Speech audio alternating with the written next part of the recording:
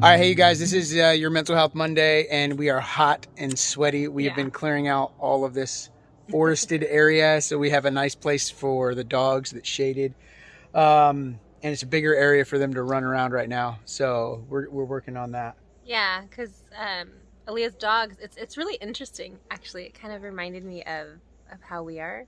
The dog, he's been acting out a lot with aggression, and you wouldn't think that aggression would be tied to frustration because, his whole environment's changed, and every time that he's out, he's on a leash or he's in a small kennel. And so, he goes on walks and stuff, but he's on a leash. And it was interesting to read about how that causes aggression in dogs. And it kind of made me think about myself and how feeling kind of cooped up and frustrated because things aren't going my way or things aren't happening fast enough turns to aggression. Toward me, mainly. It's kind of true. Yeah. So Mental Health Monday, couple of things. Number one, that Holly just mentioned that's actually really good. It's not what I was going to talk about, but it's great. So think about that, right? Like triggers, like you act out or you act a certain way or you have a certain reaction to something. You got to take a minute and think about that. Like, where did that come from? Why am I acting that way? What happened? And if you're married, allow your partner to ask you that question. Like, hey, why did you get so angry? And so it reminds me of, a part in my book that I talk about was a road trip that Holly and I went on. And she ran the car out of gas. Oh my gosh, it didn't run out of gas. We were on fumes, bro. We only got there by the Holy Ghost. I'm just telling you. I wouldn't know. I wasn't in the car when you got there.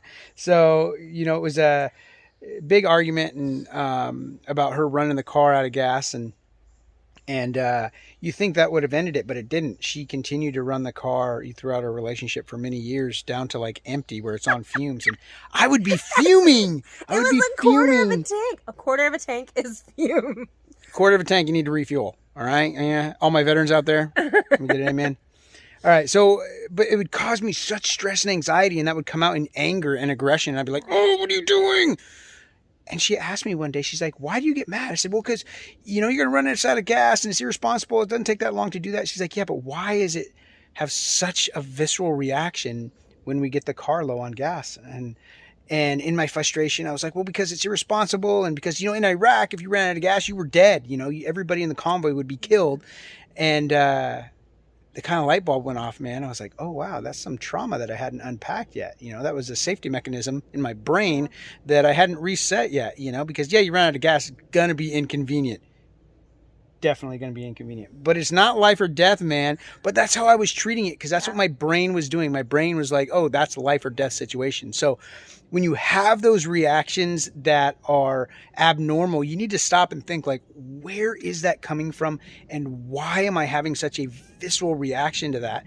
And a lot of times you can link that back to some trauma that you experienced that you have not unpacked yet. Well, and you can't always get there on your own, and you can't always get there by talking to your spouse. So that's where like good accountability partners or friends come in. Don't have friends that are always siding with you. If your friends are always on your side, they're not your friends.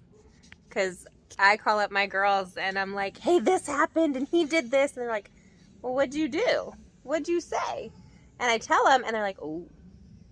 More often than not, it's Aaron's fault for sure. But yeah, you guys know me. It's always my fault, right? Mm-hmm. But if you have friends, again, that are always, siding with you or telling you that it's the other person's fault, reevaluate your friendships. There's nothing...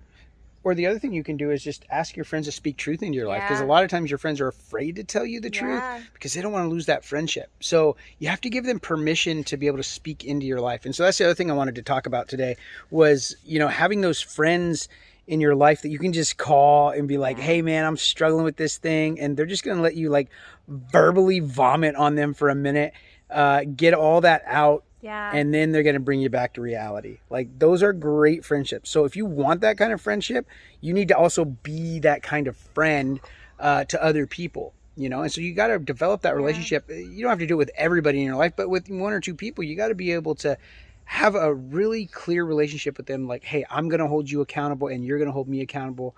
and we're going to be able to just hash this stuff out. Otherwise, all that stuff just gets pent up inside of you, and you can get angry and frustrated, and then it comes out in other ways that are not productive. So I wanted to talk about friendships a little bit. Make sure you have those good friends of yours that you can really depend on to help you through those rough patches. Like, honestly, Holly and I are going through a rough patch right now.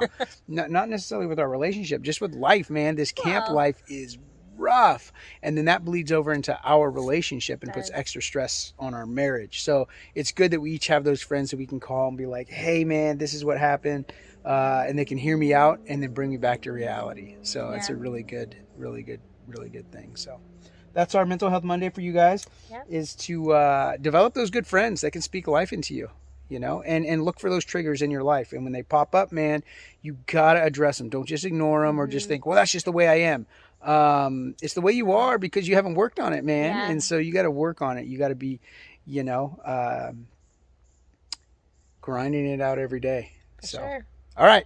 We'll see you guys later. Mental Health Monday.